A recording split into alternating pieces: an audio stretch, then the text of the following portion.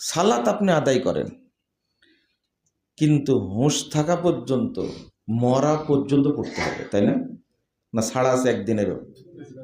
এক ওয়াক্তের ছাড় আছে? এক ওয়াক্তেরও ছাড় নাই। হুঁশ আছে, সালাতের ওয়াক্ত হয়েছে, সালাত আপনাকে পড়তেই হবে। সিয়াম, আপনি সুস্থ আছেন, মরা পর্যন্ত আদায় করতে হবে রমাদানের সিয়াম। জাকাত, অর্থ যতদিন আছে ততদিন দিতে হবে। কিন্তু হজ কয়বার? একবার, তাও মাত্র কয় দিনের? 5 দিনের। অনেক ভাই গেছে, 6 তারিখে গেছে, 7 তারিখে রাত্রিতে মিনে চলে গেছে। আবার ওই ভাই 12 তারিখে পাথর মেরে রাত্রির ফ্লাইটে বাংলাদেশে চলে আসছে।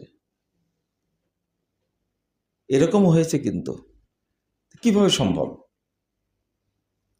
মানে অবস্থাটা এত একটা গুরুত্বপূর্ণ ইবাদত,